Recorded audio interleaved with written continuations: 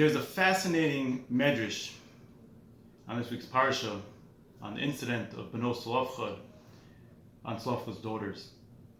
Tzlofchad passed away without any sons, and the halacha in that time was that only sons would inherit the property of their fathers.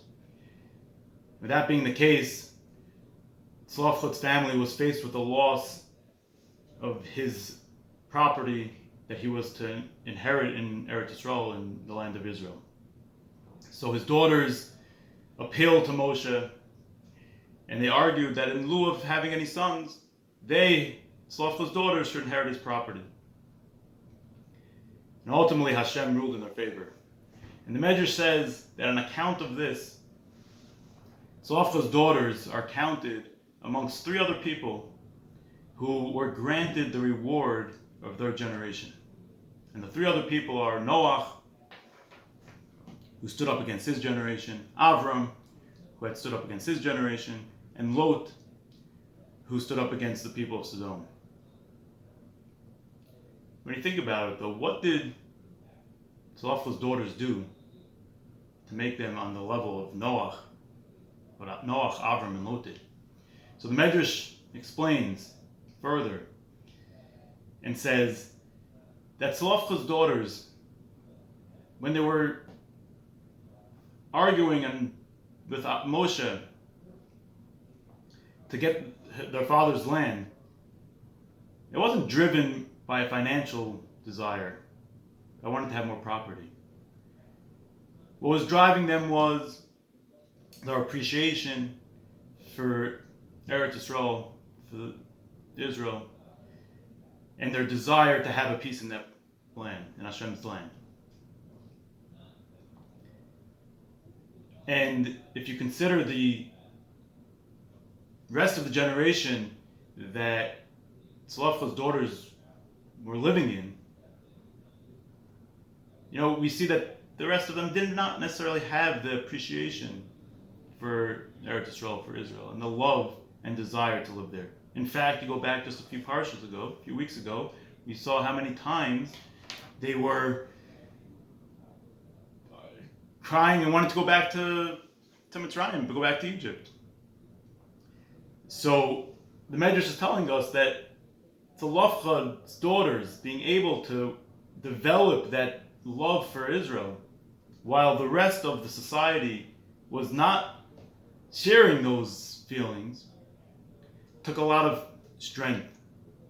And on the level of what Noach did, and what Avraham did, and what Lot did.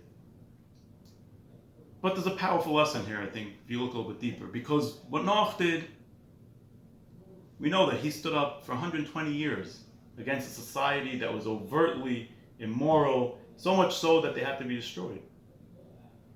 Avraham introduced a society that did not know about Hashem, did not know about a God. They were serving idols. He introduced the concept of Hashem to the society.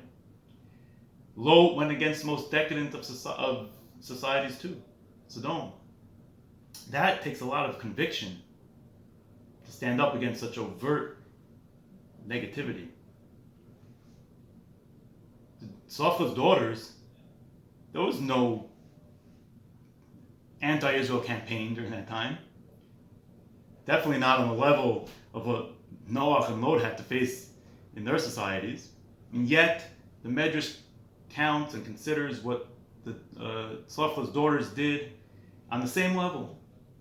It took the same conviction for them to go against the norms, to go against the societal norms of their times. And it's just a powerful lesson in human psychology, how difficult it is for us to develop certain ideas and convictions, and to maintain those convictions when they go against the societal norms.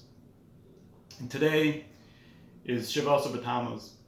It's the beginning of the 3 weeks where we mourn the loss of the Beis Hamikdash. And Chazal and our rabbis tell us that the reason why we lost the Beis Hamikdash was for Sinas Chinam. And the main component of what we did wrong to warrant the loss of the Beis Hamikdash was lashon hara, was slander, was talking bad about other people. And to really understand why lashon hara, why slander is so devastating that it warranted such a tragic loss of the Beis Hamikdash, we have to understand the power of speech. And while this is not the proper format to really get into this whole concept of the power of speech, I just want to touch on it a little bit. So we know that what differentiates a person from an animal is our ability to speak. It doesn't merely just mean our ability to have mundane communication with other people, because animals could do that too. Dogs bark, cows moo, right? They communicate somewhat their needs. But what it really means when we say that what differentiates a person from an animal is our ability to speak, it means our ability to communicate our thoughts, our ideas, our perception on things. Every person is unique. Every person has their own take. But if we can't share it with other people, our uniqueness remains dormant. We need to be able to express our ideas, share them with other people for one purpose: to be able to make the world a better place, to help people. And when we properly understand the power of speech, we can understand that when it's misused, and not only misused, but used in the complete opposite way that it's meant for, not building up people, not helping people, not making the world a better place, but rather denigrating people and bringing people down, it has so much more of a detrimental impact. And unfortunately, in today's day with the advent of social media, it's become so accepted to talk about people in such a negative way. I remember when social media was just picking up, maybe it was 10, 15 years ago, and they were lauding it as it was going to be the great connector. Somebody in New York could communicate with somebody in Hong Kong and Melbourne in a second, and we're going to all be sharing these great ideas, and it's going to, bring the world to one united place. Unfortunately, it's not what happened. Somehow, somewhere along the road, social media became a place where people just easily talk so negatively about other people, things that they would never say to their face, but hiding behind the screen allows them to do that. And it became so accepted and so normal in our society. And if you take the message and the lesson that the Medrash teaches us by the Slavcha's daughters about how difficult it is for us to maintain convictions that we truly believe in when society is going in the opposite direction, we may realize that it's a time for us to recognize that challenge. Recognize that, the world around us is so accustomed to talking lashon hara and negative speak about other people.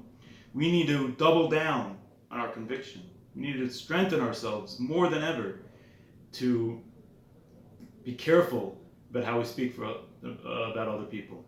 And now, at the beginning of the 3 weeks, I think it's an important time to take this concept and this idea, and we should all try to work on ourselves a little bit in how we treat other people and how we talk about other people.